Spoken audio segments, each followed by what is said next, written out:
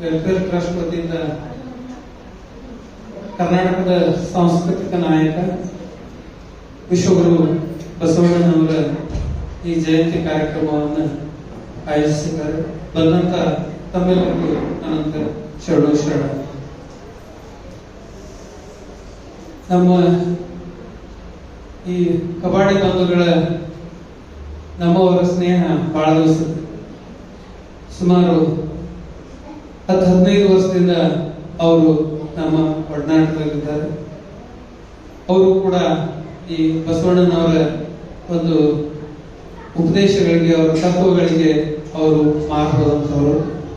ಅವರು ಮಾಡ್ತಾ ಇರುವಂತಹ ಈ ಕಾರ್ಯಕ್ರಮ ನೋಡಿ ನನಗೆ ಇವತ್ತು ಅತೀವ ಸಂತೋಷ ಆಯ್ತು ಅಂತ ಬಯಸ್ತೇನೆ. ಇನ್ನು ಬಸವಣ್ಣವ್ರ ಕುರಿತಾಗಿ 2 ನುಡಿಗಳನ್ನು ಹೇಳಬೇಕು ಅಂತಂದ್ರೆ, ಯಾಕಂದ್ರೆ ಅವ್ರ ಬಗ್ಗೆ ಹೇಳುವಂತಹ ಯೋಗ್ಯತೆ ಬಹುಶಃ ನಮಗೆ ಇಲ್ಲ.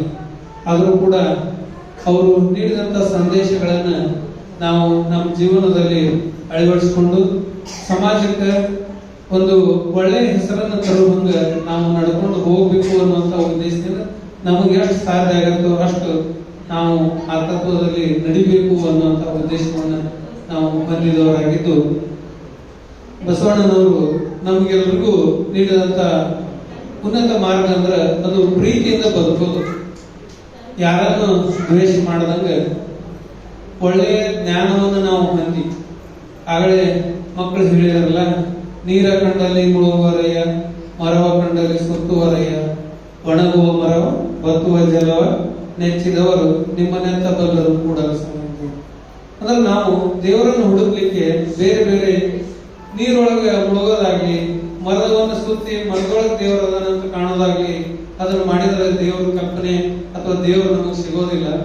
ಆ ದೇವರು ಅನ್ನುವಂಥವನ್ನ ನಮ್ಮೊಳಗ ಚೈತನ್ಯ ರೂಪದೊಳಗೆ ಎಲ್ಲರಲ್ಲಿಯೂ ಕೂಡ ಆ ಚೈತನ್ಯ ರೂಪದೊಳಗೆ ದೇವರು ಅಡಿಗೆನ ನಮ್ಮ ಒಳಗಿದ್ದಂತ ಆ ದೇವರನ್ನ ನಾವು ಸರಿಯಾದ ರೀತಿಯೊಳಗೆ ಎಲ್ಲರನ್ನೂ ಪ್ರೀತಿಯ ಮಾಡುವ ಮೂಲಕ, ಎಲ್ಲರಿಗೂ ಸಹಾಯ ಮಾಡೋದ್ರ ಮೂಲಕ, ಎಲ್ರಿಗೂ ಸಂತೋಷವನ್ನ ಬಯಸುವುದರ ಮೂಲಕ ನಾವು ಆತನನ್ನು ಕಾಣಬೇಕು ಅನ್ನುವಂಥದ್ದನ್ನ ಅವರು ಬಸವಣ್ಣನವರು ನಮಗೆ ಹೇಳ್ಯಾರ. ಹೀಗಾಗಿ ನಾವು ಯಾರನ್ನೂ ದ್ವೇಷ ಮಾಡದೆ ಎಲ್ಲರನ್ನೂ ನಮ್ಮಂತೆ, ಎಲ್ಲರನ್ನೂ ದೇವರ ಸಮಾನ ಅಂತ, ನಮ್ಮ ಎದುರುಗಡೆ ಇದ್ದವರೆಲ್ಲರೂ ಆ ದೇವರ ಸ್ವರೂಪರೇ ಅಂತ ತಿಳ್ಕೊಂಡು ನಾವು ಸಮಾಜದೊಳಗೆ ಬದುಕಬೇಕು ಅನ್ನುವಂತ ಸಂದೇಶವನ್ನ ಅವರು ನಮ್ಗೆ ಕೊಟ್ಟಾರ.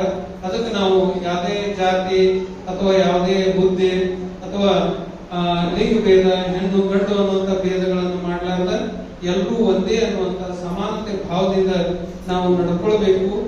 ನಮ್ಮಲ್ಲಿ ಎಳ್ಳಷ್ಟು ದ್ವೇಷವನ್ನ ನಾವು ಇಟ್ಕೊಳ್ಬಾರದು ಅನ್ನುವಂಥದ್ದೇ ಬಸವಣ್ಣನವರ ಸಂದೇಶ ಅಂತ ಹೇಳ್ತಾ, ಇವತ್ತು ಮಕ್ಕಳ ಕಾರ್ಯಕ್ರಮ ನಡೀತಾ ಇದೆ. ಅದಕ್ಕೆ ಆ ಕಾರ್ಯಕ್ರಮ ಮುಂದುವರಿಲಿ ಅಂತ ಹೇಳಿ ತಮ್ಮೆಲ್ಲರೂ ಕೂಡ ಈ ಬಸವ ಜಯಂತಿಯ ಶುಭಾಶಯಗಳನ್ನ ಹೇಳ್ತಾ ನನ್ನ 2 ಮಾತು ಮುಗಿಸ್ತೀನಿ.